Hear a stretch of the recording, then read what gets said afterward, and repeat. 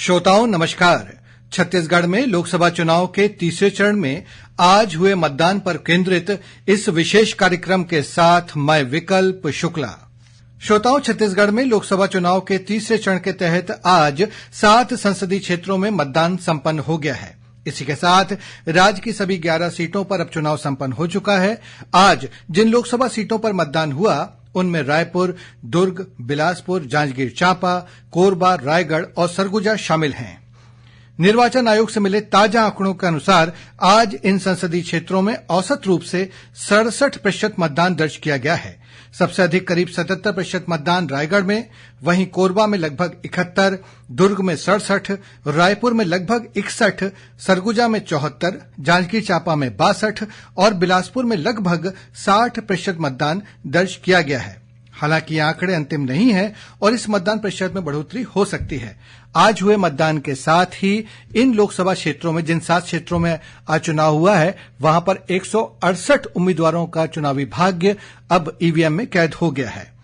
श्रोताओं, आइए अब हम आपको सीधे ले चलते हैं रायपुर लोकसभा क्षेत्र, जहां से हमारे संवाददाता अभिषेक कुमार आज के मतदान के बारे में बताएंगे। राज्य में आज जिन 7 लोकसभा सीटों पर मतदान हुआ है उनमें रायपुर सीट पर सबकी नजरें लगी हुई हैं। यहां मुख्य मुकाबला 8 बार के विधायक, स्कूल शिक्षा मंत्री, भाजपा प्रत्याशी बृजमोहन अग्रवाल और कांग्रेस उम्मीदवार विकास उपाध्याय के बीच है। रायपुर लोकसभा क्षेत्र इसलिए भी सुर्खियों में रहा है क्योंकि छत्तीसगढ़ की 11 लोकसभा सीटों में सबसे अधिक 38 उम्मीदवार इस संसदीय क्षेत्र से ही चुनाव मैदान में हैं। आज मतदान के लिए 2385 पोलिंग बूथ बनाए गए थे। यहां शांतिपूर्ण तरीके से मतदान संपन्न हुआ। पिछले चुनाव में रायपुर लोकसभा क्षेत्र में 66% मतदान हुआ था, जो प्रदेश के औसत से कम था। इस बार चुनाव अधिकारियों का पूरा जोर मतदान प्रतिशत बढ़ाने पर था। भीषण गर्मी को देखते हुए पोलिंग बूथों पर पेयजल, नींबू पानी और ORS घोल की व्यवस्था की गई थी। इसके अलावा स्वास्थ्य संबंधी आपातकालीन स्थिति से निपटने के लिए भी मेडिकल टीम को तैनात किया गया था। मतदाताओं को प्रेरित करने के लिए अनेक पोलिंग बूथों को आकर्षक ढंग से सजाया गया था। आज प्रकृति ने भी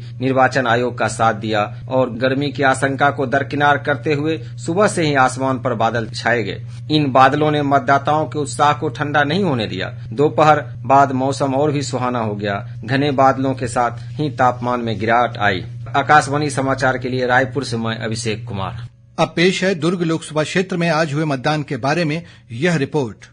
श्रोताओं, आज दुर्ग लोकसभा क्षेत्र में लोगों ने उत्साह के साथ मतदान किया है। ताजा आंकड़ों के अनुसार दुर्ग लोकसभा क्षेत्र में 67% से अधिक मतदान दर्ज किया गया है। वर्ष 2019 में हुए पिछले लोकसभा चुनाव में दुर्ग संसदीय क्षेत्र में करीब 72% मतदान दर्ज किया गया था। वहीं अब तक मिले ताजा आंकड़ों के अनुसार इस चुनाव में करीब 67% मतदान हुआ है। हालांकि ये आंकड़े अंतिम नहीं हैं, इसमें थोड़ी बढ़ोतरी हो सकती है। दुर्ग लोकसभा क्षेत्र के अंतर्गत 9 विधानसभा क्षेत्र आते हैं। आज सबसे अधिक मतदान 71.33% बेमेतरा में दर्ज किया गया और सबसे कम करीब 60% भिलाई नगर विधानसभा क्षेत्र में दर्ज हुआ है। आज हुए मतदान के बाद दुर्ग से चुनाव लड़ रहे 25 उम्मीदवारों का भाग्य ईवीएम में कैद हो गया है। दुर्ग से हमारे संवाददाता अभय जवाड़े की रिपोर्ट के साथ न्यूज रूम से मैं शुभ्रा भट्टाचार्य। श्रोताओं, अब ले चलते हैं आपको बिलासपुर, जहां से हमारे संवाददाता रवि शुक्ला बता रहे हैं आज के मतदान के बारे में। बिलासपुर लोकसभा सीट के लिए आज मतदाताओं ने अपने मताधिकार का उपयोग नई सरकार चुनने के लिए किया। कांग्रेस, भाजपा समेत 37 उम्मीदवार चुनाव मैदान में अपना भाग आजमा रहे हैं। बिलासपुर लोकसभा के अंतर्गत आने वाले 8 विधानसभा क्षेत्र में वोट डालने का काम सुबह 7 बजे से शुरू हुआ। ग्रामीण और शहरी क्षेत्रों में मतदान के लिए अच्छा खासा उत्साह मतदान के लिए लगी लंबी कतारें बयां कर रही थी। मतदान केंद्रों में मतदाताओं के सहयोग के लिए मतदाता मित्र, मतदाता सहायकों के अलावा NSS व स्काउट गाइड के कैडेट्स भी दिव्यांग, वरिष्ठ नागरिकों तथा शारीरिक रूप से अक्षम मतदाताओं को व्हीलचेयर, पेयजल, शरबत, प्राथमिक स्वास्थ्य उपलब्ध कराते नजर आए। रवि शुक्ला, आकाशवाणी समाचार, बिलासपुर। श्रोताओं, आइए अब सुनते हैं हमारे रायगढ़ संवाददाता हीरा मोटवानी से इस लोकसभा सीट पर आज हुए मतदान के बारे में। स्वस्फूर्त होकर मतदान के संकल्प को लिए मतदाताओं को न तेज धूप रोक पाई और न ही अचानक हुई बारिश। शायद यही लोकतंत्र की तासीर है। क्या युवा, क्या वृद्ध, यहाँ तक कि दिव्यांग मतदाता भी आज सुबह से ही भारी उत्साह में दिखे। वहीं दोपहर बाद गृहिणियों ने भारी संख्या में मतदान किया। छत्तीसगढ़ की सीमांत और अनुसूचित वर्ग हेतु आरक्षित संसदीय सीट रायगढ़ से इस बार 13 प्रत्याशी चुनाव रण में हैं, जिनमें से 7 दलीय और 6 निर्दलीय हैं। यहाँ के कुल मतदाताओं की संख्या 18,38,547 है, जिसमें से 9,08,093 पुरुष, 9,30,404 महिला और 50 तृतीय लिंगी मतदाता हैं। इस बार का चुनाव बिना किसी अतिरिक्त शोरगुल के शांतिपूर्वक संपन्न हुआ, जिस पर जनता की सकारात्मक प्रतिक्रिया आई कि चुनाव ऐसे ही होने चाहिए। न अधिक बैनर पोस्टर, न कान फोड़ू संगीत और अपील। कुछ राजनीतिक सभाओं और छोटी रैलियों को छोड़ दें तो इस बार शासकीय और गैर शासकीय संस्थाओं के स्वीप अंतर्गत जन जागरण कार्यक्रम अपने प्रयास में सफल नजर आए।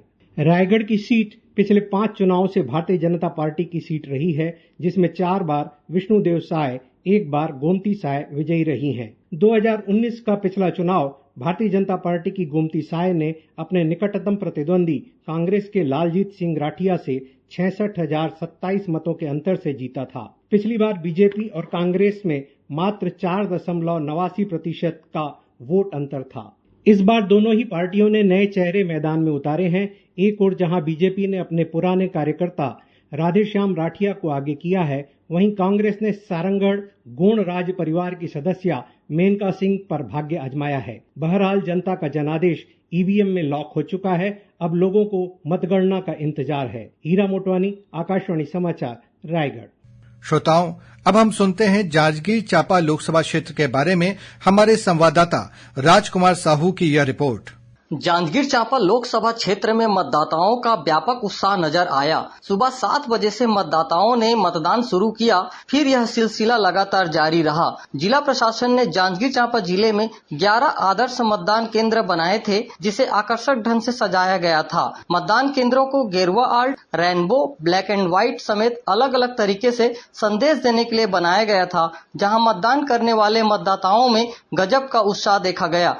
मतदान के महापर्व में दिव्यांग और बुजुर्ग भी काफी उत्साहित नजर आए और व्हील चेयर में भी बुजुर्ग मतदान करने पहुंचे। निर्वाचन आयोग द्वारा मतदान केंद्रों में छाया और पानी की व्यवस्था की गई थी। आपको बता दें, जांजगीर चांपा लोकसभा क्षेत्र में 18 प्रत्याशी मैदान में हैं, जिनकी किस्मत ईवीएम में कैद हो गई है, जिसका फैसला 4 जून को होगा।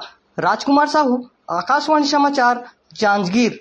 श्रोताओं, अब हम आपको ले चलते हैं कोरबा, जहां से हमारी संवाददाता राजश्री गुप्ते आज हुए मतदान के बारे में बताएंगी। तीसरे चरण के संपन्न हुए मतदान में कोरबा लोकसभा क्षेत्र भी शामिल है, जहां 27 प्रत्याशी अपना भाग्य आजमा रहे हैं, लेकिन मुख्य मुकाबला कांग्रेस और भारतीय जनता पार्टी के बीच माना जा रहा है।